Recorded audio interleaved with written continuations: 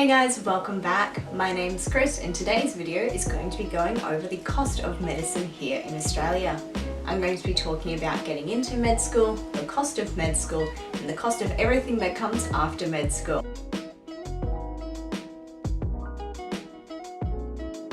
I think it's really interesting that people often will talk about how much money doctors could make once they graduate. And mind you, sometimes these numbers are grossly wrong, but a lot of people don't seem to consider how much it costs to become a doctor and to stay a doctor. So that's what I wanted to talk about today.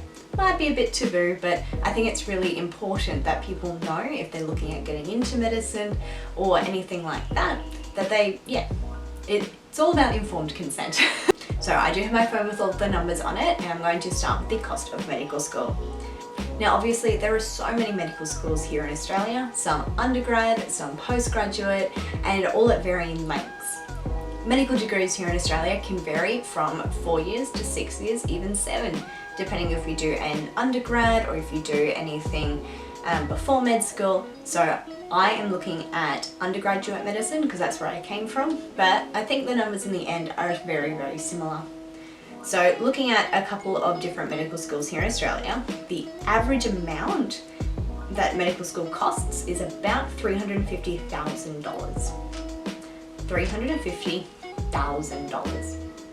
So I've got a 4-year degree here where it's about $320,000 and a 6-year degree which was $350,000, but one of the medical schools here in Australia costs over $400,000 to go to, and that's one of the private ones.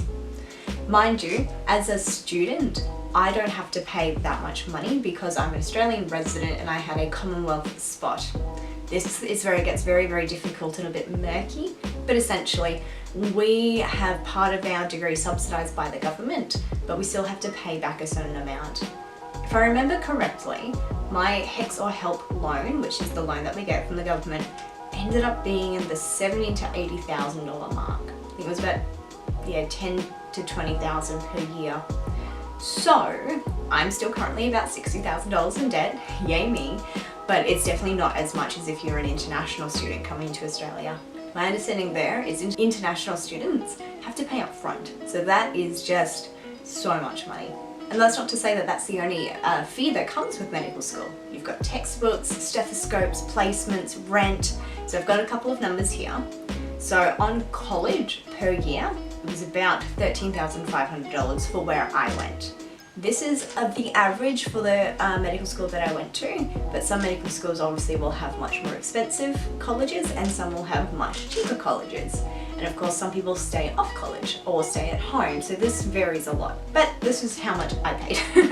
So I've got $350,000 from medical school, $13,500 for every year I was on college, and I was on college for 3.5 years? 2.5 years, 2.5 years. All right, my stethoscope cost me about $150. The textbooks were the biggest money sink. So textbooks on average are about $100 each, and I calculated how much it would cost for the first year only, for the prescribed textbooks only, and it's astonishing. So one was $150, one was $110, one was $125, one was $100, and one was $70. So we averaged that out, and that is about $500, $600 in textbooks, which they depreciate very, very quickly. So buy secondhand if you can. Not only that, but we also had to have books. If we didn't have a computer, we had to buy one. We didn't have to, but it would be very, very useful. Bags, clothes, shoes, the whole shebang. Especially as you go through your clinical years of medicine, you're expected to dress clinically appropriately, or appropriate for clinic, you know what I mean. So the first 3 years of my undergrad, I basically went to university in flip-flops and a t-shirt, and the last 3 we were in hospital, so I had to wear, clothes and shoes, slacks, a nice dress shirt, that sort of thing. It all adds up. But you're not here for all of that, you're here for the other costs. So you've graduated, congratulations. Please pay $787 to APRA. So APRA is the Australian Health Professional Registration. I'm missing an A, I'll put it on screen obviously. But essentially that is so that you can continue to be registered. So you pay that every year. So $787. Then, as you go through, you also have to pay for medical indemnity. So medical indemnity is basically your insurance if anything goes wrong, or if you have an adverse event with a patient, or someone sues you. As a student, this is often very much free. A lot of places will keep it free for students. As you go through your internship, JHO year, SHO year, that sort of thing, it does increase. So this year as a registrar, I paid $110, but next year it's up in the thousands because I will be a fellow. It's very scary. So you go through, you register, you have your health insurance. Obviously you're still paying rent and food and life, but outside of medicine, yeah, that's about it. And then you become a registrar. So when you become a registrar, you have to join a college. So my college fee this year was $465 for the RICGP, but next year when I'm a full-time fellow, it'll be $1,445, thereabouts. Mind you, this is one of the cheaper colleges, so I did look at a couple of other colleges. So the Australian College of Emergency Medicine is $2,200 a year. The Royal Australian College of Surgeons is $3,195 a year. And the Australia and New Zealand College of Anaesthetists is $3,225 a year.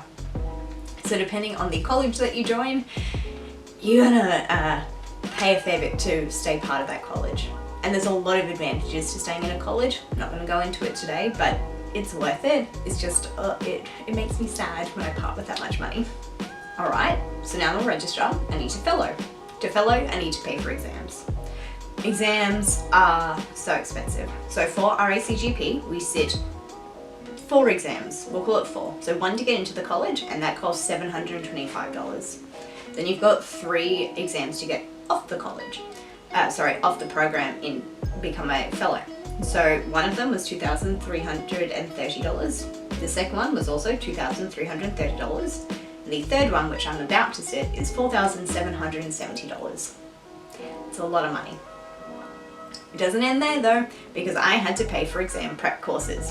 So I paid for 2 private courses to prepare me for my exams, one of which was $252 and one of which I paid $490 for because I split it amongst my friends, but it was a $2,000 course. Very expensive. And I also attended an exam workshop run by the college, which cost a fair bit of money, including travel and accommodation.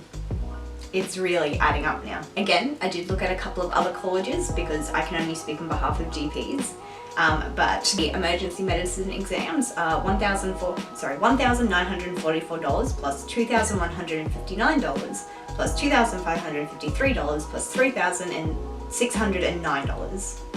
The cost of the anesthetic exams that I could find, $5,525 and $6,145.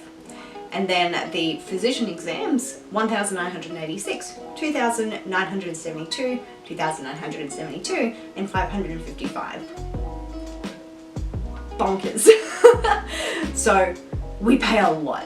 And of course, if you fail, you pay again. It's just the way it is.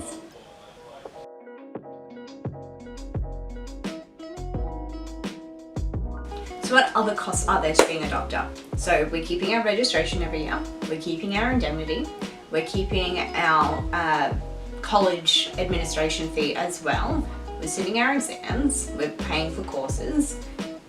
It's unlimited. So if I wanted to get any further subspecialization, that's another set of courses. For example, I did a family planning certificate earlier this year and that cost me a couple of grand. If I had to travel for it, it's even more money. Conferences, really good place to network, to get up some points, to do some learning and get some really, really good education. It costs a lot of money. And then we've got to travel and pay for accommodation and everything. God forbid you want to do research. So you can see how being a doctor is expensive.